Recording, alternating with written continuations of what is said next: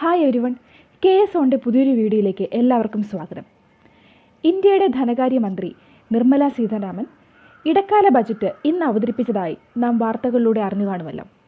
ബജറ്റുമായിട്ട് ബന്ധപ്പെട്ട് എന്തൊക്കെ വസ്തുതകളാണ് പരീക്ഷകൾക്ക് ചോദിക്കുന്നത്, ഇന്ന് അവതരിപ്പിച്ച ഇൻ്ററിം ബജറ്റിൽ നിന്ന് എന്തൊക്കെ ക്വസ്റ്റ്യൻസ് വരാൻ സാധ്യതയുണ്ട് എന്നുള്ളത് ഈ വീഡിയോയിലൂടെ നമുക്ക് അനലൈസ് ചെയ്യാം. Local cell government institution secretary, LDC, SI, excise inspector മുതലായ പരീക്ഷകൾക്ക് പ്രിപ്പയർ ചെയ്യുന്ന എല്ലാവരും ഈ വീഡിയോ കാണാൻ ശ്രദ്ധിക്കുമല്ലോ. നമുക്ക് വീഡിയോയിലേക്ക് കിടക്കാം. ആദ്യം തന്നെ ഇന്ന് അവതരിപ്പിച്ചതൊരു ഇടക്കാല ബജറ്റാണ് അല്ലെങ്കിൽ ഇൻ്ററിം ബജറ്റാണ് എന്ന് വാർത്തകളിലൂടെ നമ്മൾ അറിഞ്ഞിട്ടുണ്ട്. അപ്പോൾ എന്താണ് ഇടക്കാല ബജറ്റ് എന്ന് നമുക്ക് നോക്കാം.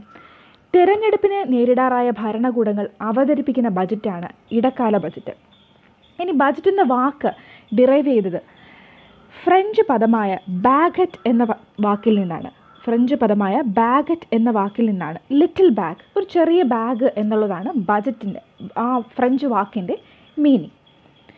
ഇനി ഇന്ത്യയും ബജറ്റും എന്തൊക്കെ കാര്യങ്ങളാണ് ഇന്ത്യയും ബജറ്റുമായിട്ട് ബന്ധപ്പെട്ട ഹിസ്റ്ററിയിൽ നിന്ന് നമുക്ക് പരീക്ഷകൾക്ക് ചോദിക്കുന്നത് നോക്കാം. വിഖ്യാതമായ വാരിക ദി ഇക്കണോമിസ്റ്റിൻ്റെ സ്ഥാപകരിൽ ഒരാളായ ജെയിംസ് വിൽസനാണ് 164 കൊല്ലം മുമ്പ് ഇന്ത്യയുടെ ആദ്യത്തെ ബജറ്റ് അവതരിപ്പിച്ചത്. ഈ പേര് പ്രത്യേകിച്ച് ശ്രദ്ധയിലിരിക്കട്ടെ, ജെയിംസ് വിൽസൺ. ഇനി ആരാണ് ഇപ്പോഴും നമ്മൾ കാണുന്ന പോലുള്ള നമ്മുടെ ഒരു ബജറ്റ് സമ്പ്രദായമുണ്ട്, അതിന് തുടക്കമിട്ടത് ആരാണ്? 1924 നിയമനിർമ്മാണ സഭയിലെ ഇന്ത്യയുടെ അന്ന് നിയമനിർമ്മാണ സഭയിലെ ധനകാര്യ മെമ്പറായിരുന്ന സർ ബാസിൽ ബ്ലാക്കിറ്റ് എന്ന വ്യക്തിയാണ് ഫെബ്രുവരിയിലെ അവസാനത്തെ പ്രവൃത്തി ദിനത്തിൽ ഇന്ന് നമ്മൾ കാണുന്ന മാതിരിയുള്ള ഒരു ബജറ്റ് സമ്പ്രദായത്തിന് തുടക്കമിട്ടത്. ജെയിംസ് വിൽസൺ ബജറ്റ് അവതരിപ്പിച്ച ഒരു പ്രത്യേക ഉദ്ദേശം ഉണ്ടായിരുന്നു. ആ ഒരു പർട്ടിക്കുലർ ചെറിയൊരു കാലത്തെ ഒരു ഒരു ഫിനാൻഷ്യൽ കണ്ടീഷൻ അതിനെ സാറ്റിസ്ഫൈ ചെയ്യാനായിരുന്നു അദ്ദേഹം ബജറ്റ് അവതരിപ്പിച്ചത്. ഇന്ന് നമ്മൾ കാണുന്ന രീതിയിലുള്ളൊരു സാമ്പ്രദായികമായൊരു ബജറ്റ് അതിന് തുടക്കമിട്ടത് ബാസിൽ ബ്ലാക്കറ്റ് എന്ന് പറയുന്ന വ്യക്തിയാണ്. അദ്ദേഹമാണ് പ്രധാന ബജറ്റും റെയിൽവേ ബജറ്റും വേറെ ആക്കിക്കൊണ്ടുള്ളൊരു കീഴ്വഴക്കം ഇന്ത്യയിൽ ആരംഭിച്ചത്. ഇപ്പോൾ അങ്ങനെയല്ല, 2017 മുമ്പ് വരെ അങ്ങനെയായിരുന്നു. റെയിൽവേ ബജറ്റും പ്രധാന ബജറ്റും രണ്ടും രണ്ടായിരുന്നു. അപ്പോൾ ഇത് രണ്ടും രണ്ടാക്കി അവതരിപ്പിച്ചത് ഈ ബാസിൽ ബ്ലാക്കിറ്റ് എന്ന് പറയുന്ന വ്യക്തിയാണ്. അദ്ദേഹം വേറൊരു കാര്യം കൂടെ തുടക്കമിട്ടു. ഫെബ്രുവരി മാസത്തിലുള്ള അവസാനത്തെ പ്രവൃത്തി ദിനത്തിൽ ആയിരുന്നു യൂഷ്വലി കുറച്ച് കാലം മുമ്പ് വരെ നമുക്കും ബജറ്റ് അവതരണം, അതിനും തുടക്കമിട്ടത് അദ്ദേഹമാണ്. ഇനി ബജറ്റ് അവതരിപ്പിച്ച ആദ്യത്തെ ഇന്ത്യക്കാരൻ ആരാണ്? സാധ്യതയുണ്ട്, ഒരു 1 ലൈനറായിട്ട് PSC എക്സാമിന് ചോദിക്കാൻ സാധ്യതയുള്ളൊരു ക്വസ്റ്റ്യനാണ്. ലിയാഖത്ത് അലി ഖാനാണ്. അദ്ദേഹം നെഹ്റുവിൻ്റെ ഇടക്കാല മന്ത്രിസഭയിൽ ധനമന്ത്രിയായിരുന്നു. പിന്നെ പാകിസ്ഥാൻ രൂപീകരിച്ചപ്പോൾ അദ്ദേഹം പാകിസ്ഥാൻ്റെ ആദ്യ പ്രധാനമന്ത്രിയായി മാറി. അദ്ദേഹമാണ് ബജറ്റ് അവതരിപ്പിച്ച ആദ്യത്തെ ഇന്ത്യക്കാരൻ. ഇനി സ്വതന്ത്ര ഇന്ത്യയുടെ ആദ്യത്തെ ബജറ്റ് അവതരിപ്പിച്ചത് ആരാണ്? 1947 നവംബർ 26 അന്ന് നെഹ്റുവിൻ്റെ മന്ത്രിസഭയിലെ ധനമന്ത്രിയായിരുന്ന ഷൺമുഖം ചെട്ടി എന്ന വ്യക്തിയാണ് ആദ്യമായിട്ട് സ്വതന്ത്ര ഇന്ത്യയിൽ ബജറ്റ് അവതരിപ്പിക്കുന്നത്. ഇടക്കാല ബജറ്റ് എന്ന് പറയുന്ന ഒരു കോൺസെപ്റ്റ് ആദ്യമായിട്ട് ഔദ്യോഗികമായി അംഗീകരിക്കപ്പെട്ടത് ഈ സമയത്ത് ഷൺമുഖം ചെട്ടി അവതരിപ്പിച്ച ഈ ബജറ്റായിരുന്നു ഇന്ത്യയുടെ ആദ്യത്തെ ഔദ്യോഗികമായ ഇടക്കാല ബജറ്റ്. നെഹ്റു മന്ത്രിസഭയിൽ കുറച്ചു കാലത്തേക്ക് ധനമന്ത്രിയായിരുന്ന KC നിയോഗിയും 1979 ചരൺ സിംഗിൻ്റെ ധനമന്ത്രിയായിരുന്ന HN ബഹുഗുണയുമാണ് ബജറ്റ് അവതരിപ്പിക്കാത്ത 2 ധനമന്ത്രിമാർ. ഇനി ബജറ്റ് രേഖകൾ ഇംഗ്ലീഷിനോടൊപ്പം ഹിന്ദിയിലും തയ്യാറാക്കുന്ന പതിവ് 1955 ആരംഭിച്ചത്. CD ദേശ്മുഖ് എന്ന വ്യക്തിയാണ്, എന്ന ധനകാര്യമന്ത്രിയായിരുന്നു ഇതിന് പിന്നിൽ. ഇനി ഏറ്റവും കൂടുതൽ ഈ ബജറ്റ് അവതരിപ്പിച്ചതിൻ്റെ റെക്കോർഡ് ഇപ്പോഴും അൺബ്രേക്കബിളായിട്ട് മൊറാർജി ദേശായിക്കാണ്. 10 എണ്ണമാണ് അദ്ദേഹം അവതരിപ്പിച്ചത്. 1970 ബജറ്റ് അവതരിപ്പിക്കുന്ന ആദ്യ വനിതയായി ഇന്ദിരാഗാന്ധി മാറി. ജനതാ ഗവൺമെൻറ്റിലെ ധനമന്ത്രിയായിരുന്ന HM പട്ടേൽ 1977 അവതരിപ്പിച്ച ബജറ്റ് പ്രസംഗമാണ് ഏറ്റവും ചെറിയ ബജറ്റ്. വെറും 800 വേർഡ്സ് മാത്രമാണ് ഈ ബജറ്റിൽ ഉണ്ടായിരുന്നതെന്നാണ് പറയപ്പെടുന്നത്. അങ്ങനെ ജനതാ ഗവൺമെൻറ്റിൽ ധനമന്ത്രിയായിരുന്ന HM പട്ടേലാണ് ഏറ്റവും ചെറിയ ബജറ്റ് അവതരിപ്പിച്ചത്. ഇനി പ്രധാനമന്ത്രി ആയിരിക്കുമ്പോൾ തന്നെ ബജറ്റ് അവതരിപ്പിച്ച കുറച്ച് പേരുണ്ട്. അതിൽ ഒരേ കുടുംബത്തിൽ നിന്നുള്ളവരാണ് ജവഹർലാൽ നെഹ്റു, ഇന്ദിരാഗാന്ധി, രാജീവ് ഗാന്ധി. ഇതൊരു റെക്കോർഡാണ്. ഇനി 1991 അധികാരത്തിലെത്തിയ നരസിംഹറാവുവിൻ്റെ ധനമന്ത്രിയായിരുന്ന ഡോക്ടർ മൻമോഹൻ സിംഗ് അവതരിപ്പിച്ച ബജറ്റുകളാണ് ഇന്ത്യൻ എക്കോണമിയെ ഓപ്പൺ അപ്പ് ചെയ്തത്, അല്ലെങ്കിൽ ഉദാരവൽക്കരണം ഇന്ത്യയിലേക്ക് കൊണ്ടുവന്നത് എന്ന് നമുക്ക് പറയാം. 1998 അധികാരത്തിലെത്തിയ AB വാജ്പേയിയുടെ ധനമന്ത്രി യശ്വന്ത് സിൻഹയാണ് വൈകിട്ട് 5 മണിക്ക് ബജറ്റ് അവതരിപ്പിക്കുന്ന സമ്പ്രദായം മാറ്റി രാവിലെ ആക്കിയത്. അപ്പോൾ ഫെബ്രുവരി അവസാനം ബജറ്റ് അവതരിപ്പിക്കുന്ന സമ്പ്രദായം തുടങ്ങിയ വ്യക്തിയുടെ പേര് നമ്മൾ പഠിച്ചു അല്ലേ? ആരായിരുന്നു? ബാസിൽ ബ്ലാക്കറ്റ്. ഇനി അടൽ ബിഹാരി വാജ്പേയിയുടെ മന്ത്രിസഭയിലുള്ള യശ്വന്ത് സിൻഹയാണ് വൈകുന്നേരം, സാധാരണ ഫെബ്രുവരിയിലെ അവസാനത്തെ പ്രവൃത്തി ദിനത്തിൽ വൈകുന്നേരം 5 മണിക്കായിരുന്നു ബജറ്റ് അവതരിപ്പിച്ചുകൊണ്ടിരുന്നത്. അതിനെ മാറ്റി രാവിലെ ആക്കിയത് യശ്വന്ത് സിൻഹയാണ്. ഇനി നേരത്തെ പറഞ്ഞു ഈ ബാസിൽ ബ്ലാക്കറ്റ് തന്നെയാണ് രണ്ടും രണ്ടാക്കിയത്. എന്താണ്? ഈ കേന്ദ്ര ധനകാര്യ ബജറ്റിലെ റെയിൽവേ ബജറ്റ് എന്ന് പറയുന്ന ഭാഗം രണ്ടും രണ്ടാക്കിയത് അദ്ദേഹമാണ്. പക്ഷേ 2017 93 വർഷങ്ങൾക്ക് ശേഷം അരുൺ ജെയ്റ്റ്ലി വീണ്ടും 2 ബജറ്റും ഒരുമിച്ച് അവതരിപ്പിച്ചു, ഒന്നാം നരേന്ദ്രമോദി സർക്കാരിൻ്റെ സമയത്ത്. ഇദ്ദേഹമാണ് ഫെബ്രുവരിയുടെ അവസാന പ്രവൃത്തി ദിനം അവതരിപ്പിക്കുന്ന ബജറ്റ് ഫെബ്രുവരിയിലെ ആദ്യ പ്രവൃത്തി ദിനത്തിലേക്ക് മാറ്റിയത്. അപ്പോൾ ബാസിൽ ബ്ലാക്കറ്റ് രണ്ടും തുടങ്ങി വെച്ചു, ഈ അരുൺ ജെയ്റ്റ്ലി രണ്ടും അവസാനിപ്പിച്ചു. അതായത് ഫെബ്രുവരി ആദ്യമാക്കി, അതുപോലെ തന്നെ രണ്ടും റെയിൽവേ ബജറ്റും പൊതു ബജറ്റും ഒന്നും ആക്കി. ഇനി ബജറ്റ് അവതരിപ്പിച്ച രണ്ടാമത്തെ വനിതയാണ് നിർമ്മല സീതാരാമൻ. 2019 ആദ്യമായിട്ട് നിർമ്മല സീതാരാമൻ ബജറ്റ് അവതരിപ്പിക്കുന്നത്. 2024 ഇടക്കാല ബജറ്റും നിർമ്മല സീതാരാമൻ തന്നെയാണ്. നിർമ്മല സീതാരാമൻ്റെ 6ാമത്തെ ബജറ്റാണ് ഈ 2024 ഇന്ന് അവതരിപ്പിച്ച ഇടക്കാല ബജറ്റ്. ഇനി നമുക്ക് പതിയെ ഇന്നത്തെ ഇൻ്ററിം ബജറ്റിലുള്ള പ്രധാന കാര്യങ്ങൾ എന്തൊക്കെയാണെന്ന് നോക്കാം. Interim budget 2024 the interim budget short term financial plan. എന്താണ് ഇൻ്ററിം ബജറ്റ് എന്നുള്ളതൊരു നമ്മൾ ഡെഫിനിഷൻ പറഞ്ഞു, എങ്കിലും ഒന്നുകൂടെ നമുക്ക് നോക്കാം. എത്ര കാലയളവിലേക്കാണെന്നൊക്കെ നമുക്ക് നോക്കിയാലോ. ഇൻ്ററിം ബജറ്റ് എന്ന് പറഞ്ഞാൽ ഒരു ഷോർട്ട് ടേം ഫിനാൻഷ്യൽ പ്ലാനാണ്. It seeks parliament nod for a grant in advance to meet the government's essential expenditure for first 4 months in a new financial year. പുതുതായിട്ടൊരു ഫിനാൻഷ്യൽ ഇയർ ആരംഭിക്കുമ്പോഴുള്ള ഒരു കുറച്ച് കാലയളവിലേക്ക്, സ്വാഭാവിക ഒരു 4 മാസത്തേക്കൊക്കെ ആവശ്യത്തിലേക്കാണ് ഈ ഇൻ്ററിം ബജറ്റ് അവതരിപ്പിക്കുന്നത്. അപ്പോൾ എന്താണ് 2024 ബജറ്റിൻ്റെ ഒരു വിഷൻ എന്ന് നമുക്ക് നോക്കാം. Prosperous Bharat in harmony with nature, modern infrastructure and opportunities for all. ഇതാണ് 2024 ബജറ്റിൻ്റെ വിഷൻ എന്ന് പറയുന്നത്. ഇനി നമുക്ക് ബജറ്റ് എന്ന് പറഞ്ഞ ടേം നമ്മുടെ കോൺസ്റ്റിറ്റ്യൂഷനിൽ എവിടെയെങ്കിലും പറയുന്നുണ്ടോ? ഇല്ല അല്ലേ. ആനുവൽ ഫിനാൻഷ്യൽ ടേം സ്റ്റേറ്റ്മെൻറ്റ് എന്ന് പറയുന്ന ടേമാണ് ബജറ്റിന് പകരം ഇന്ത്യൻ കോൺസ്റ്റിറ്റ്യൂഷനിൽ ഉപയോഗിക്കുന്നത്. ഇനി ഏത് ആർട്ടിക്കിളാണ് എന്നുള്ളത് ചിലപ്പോൾ പൊളിറ്റി ഭാഗത്തു നിന്ന് ചോദിക്കാൻ സാധ്യതയുണ്ട്. ആർട്ടിക്കിൾ 112 ഇന്ത്യൻ ബജറ്റുമായിട്ട് ബന്ധപ്പെട്ട് നമ്മുടെ ഭരണഘടനയിൽ പ്രതിപാദിക്കുന്ന ആ ഭാഗം. അതുപോലെ തന്നെ ബജറ്റ് എന്ന് പറയുന്ന വാക്കേ യൂസ് ചെയ്യുന്നില്ല എന്നതും ഓർമ്മയിലിരിക്കട്ടെ. അപ്പോൾ 2024 ഇൻ്ററിം ബജറ്റിൻ്റെ വിഷൻ നമ്മൾ പറഞ്ഞു. ഇനി നമുക്ക് പതിയെ ഇതിൻ്റെ ഉള്ളിലേക്ക് കടക്കാം. അപ്പോൾ നമ്മൾ സബ്കാ സാത്ത് സബ്കാ വികാസ്, എല്ലാവരും ഒരുമിച്ച് എല്ലാവർക്കും വികസനം എന്നുള്ള വാക്കൊക്കെ നമ്മൾ പല ടാഗ് ലൈൻ ഇത് കേട്ടിട്ടുണ്ട്. കോംപ്രഹെൻസീവ് ഡെവലപ്മെൻറ്റ് ഫോർ ഓൾ എന്നുള്ളതാണ് മീനിങ്. ഇനി സബ്കാ സാത്ത് സബ്കാ വികാസ് സബ്കാ വിശ്വാസ് എന്നുള്ളത് നമ്മൾ കേട്ടിട്ടുണ്ട്. ഇത്തവണ ഒരു കാര്യം കൂടെ ആഡ് ചെയ്തു, സബ്കാ സാത്ത് സബ്കാ വികാസ് സബ്കാ വിശ്വാസ് സബ്കാ പ്രയാസ്. എല്ലാവരുടെയും എഫേർട്സിനെ കൂടെ കണക്കിലെടുത്തുകൊണ്ടുള്ള ഒരു വികസനം. അതാണ് 2047 അതായത് ഇന്ത്യക്ക് സ്വാതന്ത്ര്യം കിട്ടിയിട്ട് 100ാമത്തെ വർഷം ഒരു ഡെവലപ്ഡ്, കംപ്ലീറ്റ് സെൻസിലും ഒരു ഡെവലപ്ഡ് ഇന്ത്യ ആകണമെങ്കിൽ ഈ കാര്യങ്ങൾ ഉണ്ടായിരിക്കണം. ഒരു കോംപ്രഹെൻസീവ് ആയിട്ട് കാര്യങ്ങൾ മുന്നോട്ട് പോയാൽ മാത്രമേ ഇന്ത്യ ഒരു ഡെവലപ്ഡ് നേഷൻ ആയി മാറുകയുള്ളൂ. ഇനി പൊതുവേ ഈ ഒരു ബജറ്റിൽ, ഇൻ്ററിം ബജറ്റ് ആയതുകൊണ്ട് തന്നെ ഒത്തിരി കാര്യങ്ങളൊന്നും, അത് പുതിയ പ്രഖ്യാപനങ്ങളൊന്നും തന്നെ ഇല്ല. നമുക്കൊരു റിവിഷൻ പോലെ, അതായത് ഇത്രയും കാലം ഒരു 2014 തൊട്ട് 2024 വരെയുള്ള നരേന്ദ്രമോദി ഗവൺമെൻറ് എന്തൊക്കെ കാര്യങ്ങളാണ് അവതരിപ്പിച്ചത് എന്നുള്ളതിൻ്റെ ഒരു റിവിഷൻ, ഒരു സ്റ്റേറ്റ്മെൻറ്റ് പോലെ ആയിരുന്നു ഈ ഇടക്കാല ബജറ്റ്. അതുമാത്രമല്ല പുതിയ കാര്യങ്ങളില്ലാത്തത് കൊണ്ട് കുറച്ച് പഠിക്കാനും ഈസി തന്നെയാണ്. എന്തായാലും കുറച്ച് മാസങ്ങൾക്ക് ശേഷം വീണ്ടും ഒരു പുതിയ ബജറ്റ് വരും, അപ്പോൾ നമുക്ക് വീണ്ടും പഠിക്കാം. നമുക്ക് ഇതുവരെയുള്ള കാര്യങ്ങളിൽ പല സ്കീംസും നമ്മൾ പഠിച്ച് കേട്ടിട്ടുണ്ട്. അതൊക്കെ ഈ ഇൻ്ററിം ബജറ്റിൽ പല പല ഭാഗങ്ങളിൽ ആ പേരുകൾ വന്നു പോകുന്നുണ്ട്. അപ്പോൾ നമുക്ക് നമ്മുടെ ഓർമ്മയെ പുതുക്കുകയും കൂടെ ചെയ്യാം. ഇപ്പോൾ DBT ഡയറക്റ്റ് ബെനിഫിറ്റ് ട്രാൻസ്ഫർ നമുക്കറിയാം, അത് 2.7 ലക്ഷം കോടി ആളുകളിലേക്ക് സേവിങ്സ് ക്രിയേറ്റ് ചെയ്യാൻ കാരണമായി. അതുപോലെ തന്നെ 25 കോടി ജനങ്ങളെ മൾട്ടി ഡയമെൻഷണൽ പോവർട്ടിയിൽ നിന്ന്, ഇപ്പം പോവർട്ടി എന്ന് പറയുമ്പോൾ നമുക്ക് വെറും കാശിൻ്റെ മാത്രമല്ല, എഡ്യൂക്കേഷൻ, ഹെൽത്ത്, ഇലക്ട്രിസിറ്റിയുടെ ആക്സസിബിലിറ്റി, ഹൗസിങ്, പല കാര്യങ്ങൾ ഉണ്ടായിരിക്കും. അപ്പം മൾട്ടി ഡയമെൻഷണൽ പോവർട്ടിയിൽ നിന്ന് 25 കോടി ആൾക്കാരെ പുറത്തെത്തിക്കാൻ, അവരെ അതിൽ നിന്ന് ആ ഒരു പിടിയിൽ നിന്ന് വിടുവിക്കാൻ ഹെൽപ്പ് ചെയ്തു എന്നുള്ളതാണ് പറയുന്നത്. ഇനി അതുപോലെ തന്നെ PM സ്വനിധി എന്ന് പറഞ്ഞ സ്കീം പ്രകാരം 78 ലക്ഷം സ്ട്രീറ്റ് വെൻഡേഴ്സിന് ക്രെഡിറ്റ് അസിസ്റ്റൻസ് കിട്ടി എന്നുള്ളതാണ്. അപ്പോൾ നമുക്കറിയാം PM സ്വനിധി സ്കീം നമ്മൾ കേട്ടിട്ടുണ്ട്, ഇതൊരു സെൻട്രൽ സെക്ടർ സ്കീമാണ്. സ്ട്രീറ്റ് വെൻഡേഴ്സ് ആത്മനിർഭർ നിധി എന്നുള്ളതാണ് ഈ സ്കീമിൻ്റെ പേര്. 2020 ജൂൺ 1 ഈ സ്കീം തുടങ്ങിയത്.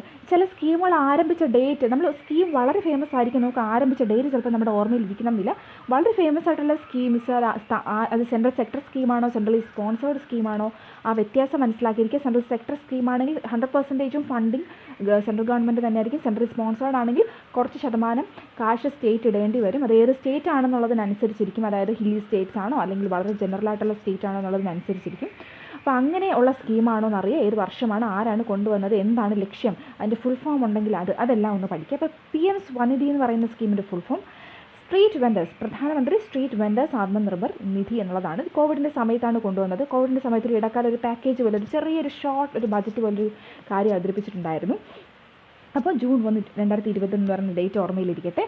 കൊണ്ടുവന്ന സമയത്ത് 10,000 രൂപയായിരുന്നു ഇതിൻ്റെ ഒറ്റ തവണയായിട്ട് നമുക്ക് കിട്ടുന്നത് ലോൺ. അപ്പോൾ ഇതിന് വേറെ കൊളാട്രൽ കാര്യങ്ങളൊന്നും തന്നെ ഇല്ല. പിന്നെ അത് 20,000 രൂപയാക്കി. ഇപ്പോൾ 50,000 രൂപയാണ് വിത്തൗട്ട് എനി കൊളാട്രൽ സ്ട്രീറ്റ് വെൻഡേഴ്സിന് അവരുടെ കച്ചവടം ഇത്തിരി പ്രോത്സാഹിപ്പിക്കുന്നതിന് വേണ്ടി കൊടുക്കുന്നത്. ഇനി ഇവിടെ കണ്ട ഒരു ഗ്രാഫ്, ആ ഗ്രാഫിൽ എന്താണ് പറയുന്നത്, നമ്മുടെ poverty head count ratio decline ചെയ്യുന്നുണ്ട്. അപ്പോൾ ചിലപ്പോൾ ഒരു സ്റ്റേറ്റ്മെൻറ്റ് വരാം, കണ്ടിന്യൂസ്ലി ഡിക്ലൈൻ ആകുന്നുണ്ട്, സസ്റ്റൈൻ ആയിട്ട് ഡിക്ലൈൻ ആകുന്നുണ്ട് എന്നൊരു സ്റ്റേറ്റ്മെൻറ്റ് തരാം. അപ്പോൾ അത് ശരിയാണോ തെറ്റാണോ എന്ന് മനസ്സിലാക്കണമെങ്കിൽ ഈ കാര്യം അറിഞ്ഞിരിക്കണം. 2005-06 സമയത്ത് 55.3% ആൾക്കാരും അത്രയും പെർസെൻറ്റേജ് ആൾക്കാരും മൾട്ടി ഡയമെൻഷനലി പൂർ ആയിരുന്നു. ഇത് മൾട്ടി ഡയമെൻഷൻ പൂറിൻ്റെ കാര്യമാണ് പറയുന്നത്. അത് ഇനി ഇതൊരു എസ്റ്റിമേറ്റഡ് ഡേറ്റ് ആണ്. ഇവിടെ ഒരു ആസ്ട്രിക് സിമ്പലുണ്ട്. 11 ഇപ്പോൾ ഔദ്യോഗികമായിട്ട് അംഗീകരിച്ചിരുന്ന 15% ആണ്. അത് 11.3 വരും. ലാസ്റ്റ് നമ്മുടെ കണക്കുകളൊക്കെ എടുത്ത് കംപ്ലീറ്റ് ആയിട്ട് കഴിയുമ്പോഴത്തേക്കും 11.3 ആകും എന്ന് ഈ ബജറ്റിൽ പറയുന്നുണ്ട്. ഇനി യൂത്തിനെ എംപവർ ചെയ്യാൻ എന്തൊക്കെയാണ് ചെയ്തത്? സ്കിൽ ഇന്ത്യ മിഷൻ നമുക്കറിയാം 2015 കൊണ്ടുവന്നതാണ്.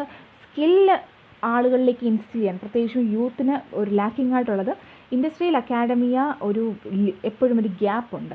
അതിനെ ഒന്ന് ലിങ്ക് ചെയ്യാനായിട്ട് പഠിച്ചുകൊണ്ടിരിക്കുമ്പോൾ തന്നെ ജോബിന് ആവശ്യമായിട്ടുള്ള സ്കിൽസ് ആളുകളിലേക്ക് എത്തിക്കുക എന്നുള്ള ലക്ഷ്യത്തോടു കൂടെ 2015 കൊണ്ടുവന്ന പദ്ധതിയാണ് സ്കിൽ ഇന്ത്യ മിഷൻ എന്ന് പറയുന്നത്. ഇത് കൊണ്ടുവന്ന സമയത്തുള്ള ലക്ഷ്യം എന്ന് പറയുന്നത് 40 crore യൂത്തിന് 2022 സ്കിൽ ട്രെയിനിങ് കൊടുക്കുക എന്നുള്ളതായിരുന്നു ലക്ഷ്യം. അപ്പോൾ സ്റ്റേറ്റ്മെൻറ്റ് വൈസായിട്ട് ചോദിക്കാം എപ്പോഴാണ് കൊണ്ടുവന്നത് എന്നുള്ളത്. അപ്പോൾ ഇതുവരെ കൊണ്ടുവന്ന സമയം തൊട്ട് 1.44 crore യൂത്തിന് ട്രെയിനിങ് കൊടുത്തു എന്നാണ് പറയുന്നത്. ഇനി PM ശ്രീ എന്ന് പറയുന്ന പ്രോഗ്രാം കഴിഞ്ഞ തവണ കൊണ്ടുവന്നിട്ടുണ്ടായിരുന്നു. അതിൻ്റെ ബജറ്റ് അലോക്കേഷൻ കൂടിയിട്ടുണ്ട് എന്ന് പറയുന്നുണ്ട്. അപ്പോൾ എന്താണ് ഈ PM ശ്രീ? ഒരു സെൻട്രലി സ്പോൺസേർഡ് സ്കീമാണ്. എന്താണ് അതിൻ്റെ ഫുൾ ഫോം? പ്രധാനമന്ത്രി സ്കൂൾസ് ഫോർ റൈസിംഗ് ഇന്ത്യ. അപ്പോൾ ഫുൾ ഫോം പഠിക്കുക, പ്രധാനമന്ത്രി സ്കൂൾസ് ഫോർ റൈസിംഗ് ഇന്ത്യ എന്നുള്ളതാണ് PM ശ്രീയുടെ ഫുൾ ഫോം. എപ്പോഴാണ് ഇത് കൊണ്ടുവന്നത്? 2022 സെപ്റ്റംബർ 5, അതായത് അധ്യാപക ദിനത്തിൻ്റെ സമയത്താണ് ഇത് കൊണ്ടുവന്നത്. Okay, PM schools four rising India. ഈ ഫുൾ ഫോം പ്രത്യേകിച്ച് പഠിക്കുക. 2022 സെപ്റ്റംബർ 5 ഈ സ്കീം കൊണ്ടുവന്നത്. എന്താണ് ലക്ഷ്യം? Upgrade more than 14,500 schools in India. ഇന്ത്യയിലുള്ള 14,000-ൽ പരം വരുന്ന സ്കൂൾസിനെ അപ്ഗ്രേഡ് ചെയ്യുക എന്നുള്ളതാണ് ലക്ഷ്യം. കഴിഞ്ഞ വർഷത്തെ ബജറ്റിനെ അപേക്ഷിച്ച് നോക്കുമ്പോഴത്തേക്ക് ഈ വർഷം അലോക്കേഷൻ കൂടിയിട്ടുണ്ട് എന്നുള്ളതാണ് ഗ്രാഫിൽ കാണിക്കുന്നത്. ഇനി ഫോസ്റ്ററിങ് ആൻട്രപ്രണറിയൽ ആസ്പിറേഷൻസ് ഓഫ് യൂത്ത്, അത് 43 കോടി രൂപയുടെ ലോൺസ് PM മുദ്ര യോജന വഴി സാങ്ഷൻ ചെയ്തു എന്നാണ് പറയുന്നത്. അപ്പോൾ ഇനി PM മുദ്ര യോജന പണ്ട് കാലം തൊട്ടേ കേൾക്കുന്നതാണ് എല്ലാവരും. ഫസ്റ്റ് മോദി ഗവൺമെൻറ്റിൻ്റെ സമയത്ത് കൊണ്ടുവന്നതാണ്. 2015 ഏപ്രിലാണ് കൊണ്ടുവന്നത്.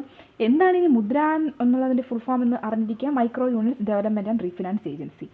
പ്രധാനമന്ത്രി മുദ്ര യോജന എന്ന് പറഞ്ഞാൽ പ്രധാനമന്ത്രി micro units development and refinance agency എന്നുള്ളതാണ് പൂർണ്ണ രൂപം. ഇനി കണ്ടോ, 2014 തൊട്ട് ഈ 24 വരെ അല്ലെങ്കിൽ 23 വരെ ആകുമ്പോൾ ഒരു മാറ്റം എന്താണ് എന്നുള്ളത് സൂചിപ്പിക്കുന്നുണ്ട്. IITs 16 ഉണ്ടായിരുന്നത് 23 എയിംസ് 7 ഉണ്ടായിരുന്നത് 22 യൂണിവേഴ്സിറ്റീസ് 723 ഉണ്ടായിരുന്നത് മോർ ദാൻ 1000 ആയി മാറി. അപ്പോൾ ഇതിൻ്റെ നമ്പേഴ്സൊന്നും വലിയ കാര്യമില്ല, പക്ഷേ കൂടിയോ കുറഞ്ഞോ എന്നുള്ളത് അറിഞ്ഞിരിക്കുക. അപ്പം ഇലക്ഷനോട് അടുക്കുമ്പോൾ ഉള്ളൊരു ഇൻ്ററിം ബജറ്റ് ആയതുകൊണ്ട് തന്നെ പോസിറ്റീവ് കാര്യങ്ങൾ മാത്രമേ ഈ ഇൻ്ററിം ബജറ്റിൽ എടുത്ത് സൂചിപ്പിച്ചിട്ടുള്ളൂ. നെഗറ്റീവ് കാര്യങ്ങൾ അല്ലെങ്കിൽ എന്തൊക്കെയാണ് ഇതിൻ്റെ ക്രിട്ടിക്കൽ ആസ്പെക്ട്സ് എന്നുള്ളത് നിങ്ങൾ പ്രത്യേകിച്ച് വായിക്കുക. നമുക്ക് എക്സാം പോയിൻ്റ് ഓഫ് വ്യൂവിൽ വരുന്ന കാര്യങ്ങൾ മാത്രം നോക്കാം. ഇനി ഫാമേഴ്സിനെ അന്നദാത എന്ന് പറയുന്ന ടേമിലാണ് വിശേഷിപ്പിച്ചിരിക്കുന്നത്. ഫാമേഴ്സിന് വേണ്ടി എന്തൊക്കെ കാര്യങ്ങളാണ് ഇതുവരെ കൊണ്ടുവന്നത്? PM കിസാൻ നമുക്കറിയാം. 2019 ഇതുപോലെ ഒരു ബജറ്റിൻ്റെ സമയത്താണ് ഇലക്ഷനോട് അടുക്കുന്ന ഒരു സമയത്തുള്ള അവതരിപ്പിച്ച ബജറ്റിലാണ്, ഫെബ്രുവരി സമയത്താണ് ഈ PM കിസാൻ എന്ന് പറയുന്ന പദ്ധതി കൊണ്ടുവന്നത്. എന്താണ് PM കിസാൻ എന്ന് എല്ലാവർക്കും അറിയാമായിരിക്കും. പ്രധാനമന്ത്രി കിസാൻ സമ്മാൻ നിധി. പലരും അതിൻ്റെ ബെനിഫിഷ്യറീസ് ആയിരിക്കും. 6,000 റുപ്പീസാണ് 3 ഇൻസ്റ്റാൾമെൻ്റ് ആയിട്ട്, അതായത് 2,000 റുപ്പീസായിട്ട് 3 ഇൻസ്റ്റാൾമെൻ്റ് ആയിട്ട് 6,000 രൂപയാണ് ഒരു വർഷം കൊടുക്കുന്നത്. 100% ഒരു സെൻട്രലി സെക്ടർ സ്കീമാണ്.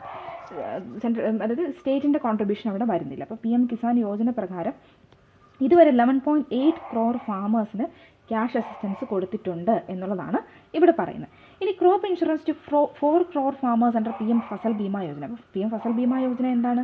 അതൊരു ഇൻഷുറൻസ് പോളിസിയാണ്. PM ഫസൽ ബീമ യോജന എന്ന് പറയുന്നത് 2016 കൊണ്ടുവന്ന പദ്ധതിയാണ്. അതിന് പ്രീമിയം അടയ്ക്കണം. ഒരു ഇൻഷുറൻസ് ആകുമ്പോൾ പ്രീമിയം അടയ്ക്കണം. അപ്പോൾ ഖാരിഫ് ക്രോപ്സിനാണെങ്കിൽ 2% ആണ് പ്രീമിയം. ഇനി റാബി ക്രോപ്സിനാണെങ്കിൽ 1.5% ആണ് പ്രീമിയം. ഇനി horticulture crops, fruits and vegetables ഒക്കെ ആണെങ്കിൽ, ഹോർട്ടിക്കൾച്ചർ ക്രോപ്സ് ആണെങ്കിൽ 5% ആണ് പ്രീമിയം ആയിട്ട് അടയ്ക്കേണ്ടത്. ഈ പ്രീമിയം ഒന്ന് ഓർമ്മിച്ചിരിക്കുക, കൊണ്ടുവന്ന വർഷം ഒന്ന് ഓർമ്മിക്കുക, 2016 ആണ്. ഓക്കെ, നെക്സ്റ്റ് പദ്ധതി എന്താണ്? നാം. ഇപ്പോൾ നാമിനെ പറ്റി കേട്ടിട്ടുണ്ടായിരിക്കും. Integration of more than 1000 mandis under NAM supporting trading volume of 3 lakh crore. അപ്പോൾ നാം എന്ന് പറയുന്ന പദ്ധതി ചിലപ്പോൾ കേട്ടിട്ടുണ്ടായിരിക്കും, നമ്മൾ ന്യൂസിലും മീഡിയയിലൊക്കെയുള്ള ആഡ് വഴി കേട്ടിട്ടുണ്ടായിരിക്കും. നാം എന്ന് പറയുന്നത് നാഷണൽ അഗ്രികൾച്ചർ മാർക്കറ്റ് എന്നുള്ളതാണ് നാമിൻ്റെ പൂർണ്ണ രൂപം. 2016 കൊണ്ടുവന്നത്. അപ്പോൾ നമുക്ക് അതുവരെ ഉണ്ടായിരുന്ന APMCs ഒക്കെ ഒന്ന് ഇൻ്റഗ്രേറ്റ് ചെയ്തിട്ടാണ് ഓൺലൈൻ വഴി, ഇപ്പോൾ എന്ത് സാധനങ്ങളും വാങ്ങാനും വിൽക്കാനും ഒക്കെ ഓൺലൈൻ വഴിയാണ് നാം അഗ്രികൾച്ചർ പ്രോഡക്ട്സിന് വേണ്ടിയാണ് കൊണ്ടുവന്നത്. 2016 ഏപ്രിലാണ് ലോഞ്ച് ചെയ്തത്. ഇതൊരു ട്രേഡിംഗ് പോർട്ടലാണ് എന്നുള്ളത് ഓർമ്മിച്ചിരിക്കും. ഇനി കണ്ടോ, ഈ വീറ്റിൻ്റെ റൈസിൻ്റെ പ്രൊക്യൂർമെൻറ്റ് കൂടി എന്നുള്ളതൊക്കെ അത് എക്സാം പോയിന്റ് ഓഫ് വ്യൂവിൽ അത്ര ഇമ്പോർട്ടൻ്റ് അല്ല. ഇനി നാരീശക്തി, സ്ത്രീകൾക്ക് വേണ്ടി എന്തൊക്കെ പദ്ധതികൾ? അതുകൊണ്ട് മുദ്രാ യോജന പ്രകാരം 30 crore രൂപയുടെ ലോൺസും വിമൺ ഓൺടർപ്രണേഴ്സിനാണ് കൊടുത്തതെന്ന് പറയുന്നുണ്ട്. ഇനി എൻറോൾമെൻറ്റ് കൂടി എന്നുള്ളത്, ഫീമെയിൽ എൻറോൾമെൻറ്റ് 28% ആയിട്ട് കൂടി. സ്റ്റെം കോഴ്സ് നമ്മൾ കേട്ടിട്ടുണ്ടെങ്കിൽ science, technology, engineering and mathematics കോഴ്സിൽ 43% ആയിട്ട് ഫീമെയിൽ എൻറോൾമെൻറ്റ് കൂടി. പൊതുവേ പറയുന്നതാണ് ഈ ആർട്സ് മേഖലയിലെ സ്ത്രീകൾ കൂടുതൽ എൻറോൾ ചെയ്യും. സ്റ്റെം കോഴ്സസിൽ സ്ത്രീകളുടെ എൻറോൾമെൻറ്റ് കുറവാണ് എന്നുള്ളത്. അപ്പോൾ ആ ഒരു കുറവ് പരിഹരിക്കുക എന്നുള്ളത്, അതിന് വേണ്ടി കുറേ പദ്ധതികൾ കേന്ദ്ര ഗവൺമെൻറ് നടത്തുന്നുണ്ട്. അതിലൂടെയാണ് 43% ആയി എന്ന് പറയുന്നു. ഇനി 1 crore women assisted by 83 lakh SHGs to become lakpati didis. എന്താണ് എംപവേർഡ് അല്ല, ഇൻ ടേംസ് ഓഫ് കാശിൻ്റെ രീതിയിൽ വെൽത്തി ആയിട്ടുള്ള സ്ത്രീകളാക്കി മാറ്റത്തക്ക രീതിയിൽ 1 കോടി സ്ത്രീകളെയാണ് ലക്ഷ്യമിടുന്നത്. അത് സെൽഫ് ഹെൽപ്പ് ഗ്രൂപ്പ്, സ്വയം സഹായ സംഘങ്ങൾ വഴിയാണ് ലക്ഷ്യമിടുന്നത്. ഇനി ഫീമെയിൽ ലേബർ ഫോഴ്സുമായിട്ട് ബന്ധപ്പെട്ട് എന്താണ്? Female labour force participation rate കൂടി എന്ന് പറയുന്നുണ്ട്. അപ്പോൾ എന്താണ് labour force participation rate? Work force participation റേറ്റും അൺഎംപ്ലോയ്മെൻറ്റ് റേറ്റുമായിട്ടൊക്കെ ഇതിൽ തമ്മിലുള്ള വ്യത്യാസം എന്താണ്? ലേബർ ഫോഴ്സ് പാർട്ടിസിപ്പേഷൻ റേറ്റ് എന്ന് പറയുന്നത് proportion of country's working age population that engages actively in labour market either by working or looking for work. അപ്പം work ചെയ്യുന്നവരാകാം, അതുപോലെ തന്നെ വർക്കിന് വേണ്ടി ശ്രമിക്കുന്നവരാകാം, ജോലിക്ക് വേണ്ടി ശ്രമിക്കുന്നവരും ആകാം എന്ന് പറയുന്നുണ്ട്. അതാണ് ലേബർ ഫോഴ്സ് പാർട്ടിസിപ്പേഷൻ റേറ്റ്. അപ്പോൾ പൊതുവേ ഇന്ത്യയുടെ ഒരു പ്രധാന പ്രശ്നം അൺഎംപ്ലോയ്മെൻറ്റ് റേറ്റ് കൂടുതലാണ്, അതുപോലെ തന്നെ ഫീമെയിൽസിൻ്റെ അൺഎംപ്ലോയ്മെൻറ്റ് റേറ്റും കൂടുതലാണ്. വർക്ക് ഫോഴ്സ് പാർട്ടിസിപ്പേഷൻ റേറ്റ് കുറവാണ്. അപ്പോൾ അത് എത്രയാണ്? 2017-18 23.3 ഉണ്ടായിരുന്നത് ഇപ്പോൾ കൂടി 2022-23 ആയപ്പോഴത്തേക്കും 37% ആയിട്ട് കൂടി എന്ന് പറയുന്നുണ്ട്.